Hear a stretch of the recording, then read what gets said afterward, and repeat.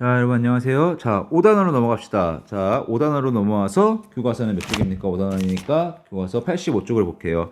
자, 85쪽에서 국내 총생산에 대해 나와 있죠? 자, 이미 여러분은 이거에 대해서 수행평가를 통해서 아마 풀었을 거야. 국내 총생산의 의미를 쓰시오에서 나와 있었죠? 일정 기간 동안 한 나라 안에서 새롭게 생성된 최종 생산물의 가치를 시장 가격으로 환산한 것을 국내 총생산이라고 하고 있습니다. 그래서 국내 총생산에서는 자, 이 활동 문제를 풀어볼 필요가 있겠죠? 자, 이 의미를 가지고서 대입을 시켜보게 되면은 푸는데 어려움이 없을 거야. 자, 하나 예를 들어볼까요? 우리나라 축구팀에 소속된 외국인 선수가 받은 연봉. 자, 이거는 국내 총생산에 포함이 됩니까? 포함이 되죠. 자, 아까 국내 총생산의 의미에서 보게 되면은 자, 뭐라고 나와 있습니까? 생산자의 국적과 관계없다 그랬어요. 자, 생산자라고 할 수 있는 외국인, 서비스를 제공하는 외국인의 국적과 상관없이 우리나라 국경 안에서 지금 축구라고 하는 서비스를 지금 행사하고 있는 거죠? 그러니까 당연히 이거는 뭐야? 국내 총생산에 들어가겠죠. 4번도 마찬가지죠. 외국 기업이 우리나라에 세운 공장. 자, 외국인이 우리나라에 공장을 세웠다고 하지만 그 공장은 우리나라 안에서 세워졌고 거기서 물건을 생산하는 거겠지? 그러니까 이것 또한 국내 총생산에 포함이 되겠죠. 자, 이런 식으로 국내 총생산의 의미를 가지고서 문제를 풀 줄 알아야 됩니다. 자, 그래서 뒤에 나오는 국내 총생산의 증가가 우리 생산에 미치는 영향. 자, 이렇게 있어요. 한번 보고요. 자, 여러분은 스스로 확인을 볼 필요가 있겠습니다. 스스로 확인에 나와 있는 문제는 꼭 풀어보세요. 자, 이거 벌써 끝나네, 여기는. 자, 그리고 물과 실업. 자, 여러분이 조금 어려울 수 있는 물과 실업 단원으로 다시 넘어갈게요. 자, 물과 실업 5-2로 갑니다. 자, 물가 실업도 봅시다. 자, 일단은 물가의 의미를 정확하게 알고 있어야겠죠? 자, 여러 상품의 가격을 종합하여 평균화한 것을 물가. 내가 뭐라 그랬어? 쉽게 그냥 물건의 가격이라고 생각하면 된다 그랬어요. 물가가 상승했습니다라는 건 결국 뭐야? 시장에서 판매되는 물건들의 가격이 상승했다는 거겠죠? 그렇게 쉽게 이해하면 좋을 것 같아요.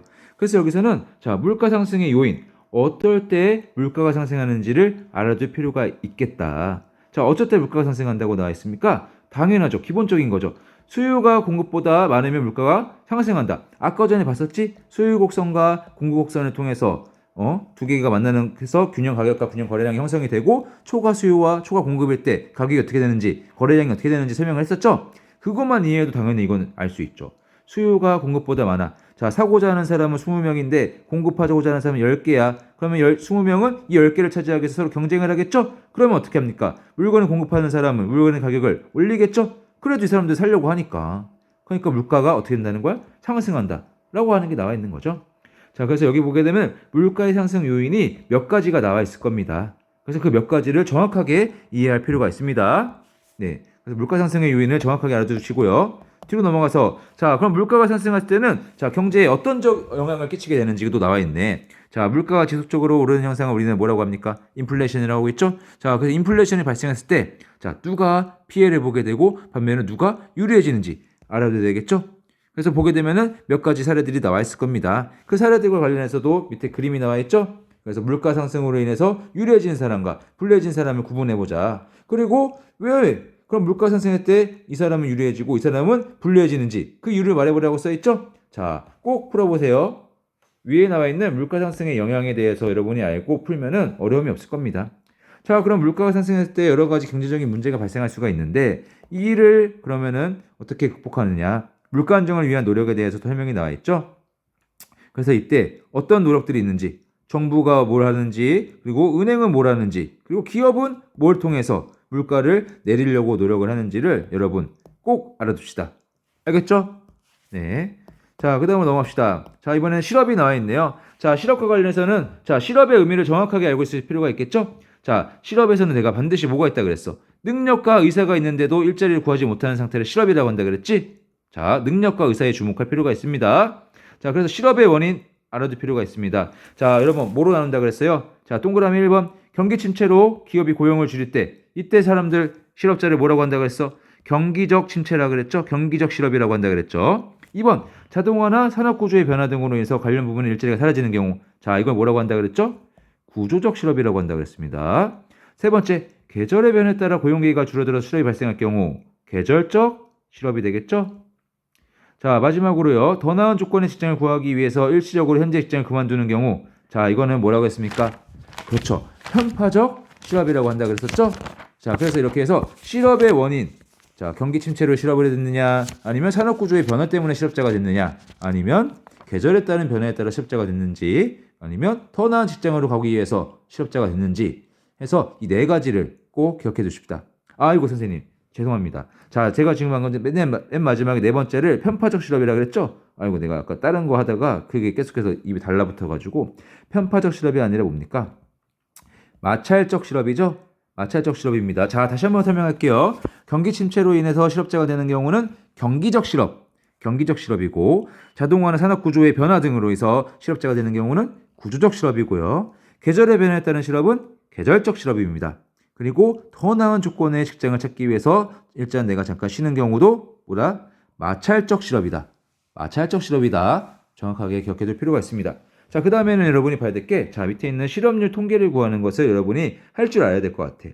일단은 여기 보게 되면 노동 가능 인구가 가장 크게 나와 있고, 그거를 경제활동 인구와 비경제활동 인구로 나누고 있죠. 그리고 우리가 지금 배우고 있는 실업자는 어디에 들어가 있습니까? 경제활동 인구에 들어가 있는 걸 볼 수가 있죠. 여기에서 취업자와 실업자가 구분되고 있네. 자, 그럼 여러분, 실업자의 아까 의미에서 뭐가 있었다 그랬어? 능력과 의사가 있는데도 일자리를 구하지 못한 상태를 실업자라 그랬죠. 그러니까 여기서 말하는 비경제활동 인구는 능력과 의사가 없다는 거야. 그러니까 이거는 그냥 째껴도 됩니다. 실업자를 구할 때는 뭐만 알고 있으면 돼?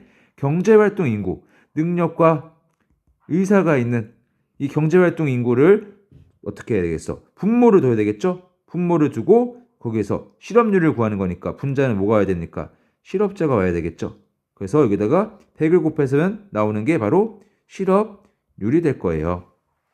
그래서 실업률을 구하는 거 여러분 꼭 할 줄 알아야 됩니다. 알겠어요? 그래서 노동 가능 인구가 있고 거기 안에서 경제활동 인구가 몇 명인지를 일단 알아야겠지. 그렇죠. 실업자를 구할 때는 반드시 분모에 경제활동 인구가 들어가니까. 그래서 경제활동 인구를 알면 이제는 끝이죠. 자, 그리고 시험에서는 만약에 내가 이 취업자와 실업자를 둘 다 제공해 줄 필요성은 없겠죠. 하나만 제공해 줘도 여러분 어때요? 경제활동 인구가 1000명이면 자, 취업자가 만약에 200명이래. 그럼 실업자는 자동적으로 몇 명이야? 800명이 되는 거지. 반대로 실업자가 800명이면 취업자는 200명이 되는 거야. 둘 중 하나만 제시해도 여러분은 경제활동 인구를 알면은 자동적으로 나와야 된다.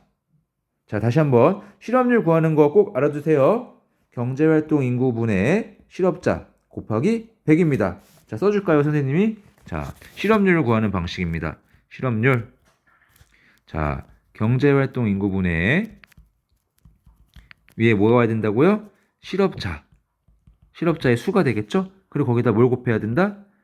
100을 곱하게 되면은 나오는 게 바로 실업률이다.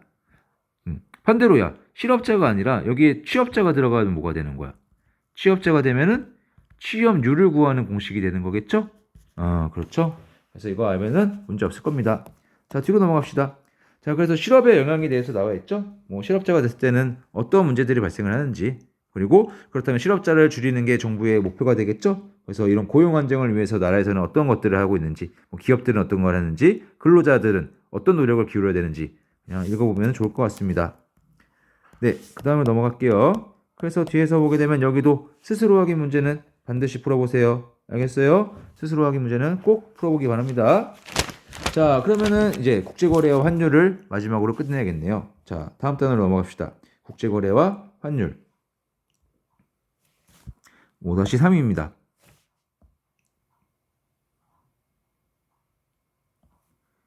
자, 교과서는요, 95쪽이네요. 95쪽. 자, 최근에는 국제거래가 점점 증가하고 있다는 거죠. 그렇다면 왜 오늘날 사회에서는 국제거래를 늘리고 있는지, 그러면 국제거래의 필요성이 뭐기 때문에 이렇게 국제거래를 많이 할까? 그거를 정확하게 알아둘 필요가 있겠죠. 오늘날 국제거래를 하는 이유는 거래를 통해 더 많은 이익을 얻을 수가 있고요. 그렇죠? 그리고 저마다의 환경이 다르다 보니까 비슷한 상품을 생산하더라도 생산비에 차이가 있다는 거야. 그러니까 굳이 내가 비싼 생산비를 들이면서 살 게 아니라 옆 나라에서 싸게 생산한 물건을 사는 게 더 이득이라는 거겠죠. 그러니까 국제거래가 이루어지게 되는 거고요. 또한 각국이 더 효율적으로 생산할 수 있는 품목에 대해 비교 우위가 있으니까 비교 우위에 있는 거를 서로 수출하게 되는 그런 것도 오게 되는 거겠죠. 자, 또한 국제거래가 활발해지게 되면 여러분 어떻습니까? 우리 소비자가 다양한 상품을 선택할 수 있는 기회가 늘어난다는 거죠. 여러분 애플, 아이폰, 자 나이키 옷 국제거래가 없다면 다 살 수 없는 것들이죠. 근데 국제거래가 이루어지다 보니까 여러분이 다양한 브랜드의 제품들을 우리나라에서 구매할 수가 있게 된다는 거죠. 자, 밑에 국제거래 다양한 특성. 자, 수출과 수입 과정에서 관세라고 하는 세금을 부과한다. 다들 알 거고요. 자, 나라마다 여러분 화폐가 다 다르죠? 그러니까 국제거래 시에는 어때요? 화폐 교환이 반드시 필요합니다. 보통은 우리는 달러, 미국의 화폐를 사용한다는 것을 알게 됐고, 나라마다 법과 제도가 다르므로 재화나 서비스의 수입이 금지되거나 제한될 수 있다. 법, 제도, 종교 여러 가지 요인 때문에 반드시 모든 게 거래가 다 되는 것은 아니라는 겁니다. 자, 뒤로 넘어갈게요. 자, 국제거래 확대와 세계무역기구가 나와 있죠? 그래서 최근에는 이런 국제거래가 확대되다 보니까 이러한 관련해서 갈등이 나타나는 경우가 많다. 나라끼리. 그래서 이러한 갈등을 줄이기 위해서 세계무역기구라고 하는 WTO를 세우기도 했고요. 또한 관세를 부과하게 됨으로써 물건의 값이 뛰어서 수출이 안 되는 경우가 많지. 그러니까 서로 간에 이 물건을 팔고 싶어. 나는 이 물건 팔고 싶을 때, 그래? 그럼 우리 서로 뭐 하자? 관세를 없애자. 그래서 싸게 팔 수 있게 하자. 자유무역협정, FTA도 점점 많이 하고 있다는 것도 나와 있죠. 그래서 여기 있는 것들은 그냥 한 번씩 그냥 보면 좋을 것 같아요. 네. 자, 그 다음에는 15쪽으로 가게 돼볼까요? 자, 뒤로 가게 되면은, 자, 이제 환율이 나오네. 자, 환율의 변화. 자, 여러분 여기도 잘 봐야 돼요. 물가, 실업, 환율. 여러분이 주목해야 될 것들입니다. 자, 환율의 명확한 의미에 대해서도 알아둘 필요가 있고, 자, 환율이, 자, 1,000원일 때, 환율이 1,500원이 됐다고 하면은, 자, 그때는 환율이 어떻게 된 겁니까? 상승한 거죠? 반대로. 그러니까 예를 들어 보게 되면 1달러, 우리가 많이 쓰는 외화가 바로 달러죠? 1달러에 1,000원이었어. 근데 1달러에 1,500원이 됐다. 그럼 이때는 환율이 어떻게 된 거죠? 환율이 상승한 거죠? 반대로 1달러에 500원이다. 환율이 어떻게 된 겁니까? 하락한 거죠. 그래서 우리는 환율이 상승했을 때와 환율이 하락했을 때 어떤 일들이 있는지를 정확하게 알아둘 필요가 있습니다. 자, 환율의 결정과 변동. 자, 여기서 주목할 점은 수요와 공급의 구분이야. 수요는 여러분 어때요? 내가 뭔가를 사고자 하는 욕구라 그랬지. 자, 수요야. 그럼 내가 사고자 할 때 뭘 주고 사야 되겠어? 국제거래에서 통용되는 달러를 주고서 서로 사야겠죠? 그러니까 우리나라가 달러가 어떻게 되겠어요? 해외로 나가는 것, 유출되는 것을 우리가 수요라고 하고 있습니다. 그 애로는 수입을 했다든지 해외 여행을 간다든지 아니면 유학을 간다든지 이럴 때가 수요가 증가한다는 거예요. 자, 이렇게 수요가 증가하면 환율이 상승한다까지 알아둬야 되겠고요. 공급은 반대로 나가는 게 아니라 국내로 들어오는 것을 의미해요. 우리가 상품을 수출하고 받아오는 돈, 외국인 관광객이 와서 쓰는 돈, 외국인이 국내 투자하는 돈 이런 것들이 다 외환의 공급이라는 거고, 공급이 증가하게 되면 환율은 어떻게 된다? 하락한다는 거죠. 자, 수요와 공급을 연결시켜서 생각하면 다 편해요. 외화라는 거, 달러라는 것을 물건이라고 생각해봐. 물건이라고 생각하고 그 물건의 수요가 증가하게 되면 어떻게 되는지, 그 물건의 공급이 증가하게 되면 어떻게 되는지 그걸 알면 좀 편할 것 같아요. 자, 그러면 여러분 하나만 풀어보자. 자, 환율이 결정되는 과정이 나와 있죠. 활동은 무조건 풀어보라겠습니다. 자, 우리나라 기업이 베트남에서 운동화를 대량으로 수입했대. 자, 운동화를 대량으로 수입하였다. 그럼 우리가 물건을 사올 때 뭘 주고 사와야겠어요? 달러를 주고 사야겠죠? 그럼 우리나라에서 달러가 베트남은 어떻게 되는 거야? 나가는 거네. 나가는 건 수요와 공급이야? 수요죠? 자, 그럼 1번 그래프에서 어떤 선이 이동해야 됩니까? 수요 곡선이 이동해야 되겠죠? 수요 곡선이 자, 대량으로 수입할 때 수요가 증가한 거죠? 자, 증가하면 무조건 오른쪽으로 간다 그랬다. 그 오른쪽으로 갈 때 환율이 어떤 변화가 있는지 볼게요. 공급과 만나는 점. 자, 이 점에서 자, Y축으로 가봅시다. 환율이 있는 Y축으로. 자, 경우는 환율. 원래는 여기서 형성되었던 환율이죠? 환율 어떻게 됐습니까? 올라갔죠? 환율이 상승했고요. 거래량도 보자. 거래량도 내려보게 되면은 원래 형성된 거래량보다 증가한 걸 볼 수가 있죠? 환율이 상승하고 공급량이 증가하는 것을 우리가 볼 수가 있습니다. 이렇게 여기 있는 것들을 다 여러분 문제를 풀어보고 답을 맞춰볼 필요가 있겠습니다. 자, 옆으로 넘어가게 되면 환율 변동의 영향이 나와 있죠? 환율이 상승했을 때, 환율이 하락했을 때 누가 웃고 누가 우는지 자, 무조건 알아둘 필요가 있다. 무조건이야. 그래서 여기에도 그림으로 에러가 나와 있죠? 그림 애가 나와 있는데 이것도 봐주시고, 그리고 여기서 여러분이 좀 주의할 점은 뭐냐면, 자, 이거는 여기 나와 있는 사례는 다 환율이 상승했을 때입니다. 환율이 상승했을 때 웃는 사람들, 우는 사람들이야. 여기에 선이 밑으로 돼 있다고 해서 환율이 하락했다라고 생각하면 안 돼요. 환율이 상승했을 때 웃는 사람, 환율이 상승했을 때 우는 사람이 구분되어 있는 거야. 그래서 여기 나와 있는 문제도 꼭 풀어보기 바랄게요. 자, 대단원 마무리까지 하게 되면은 될 것 같습니다. 자, 여기까지 하고요. 이제 나머지 6, 7단원 남았네요. 자, 6, 7단원으로 다음 시간에 보도록 합시다.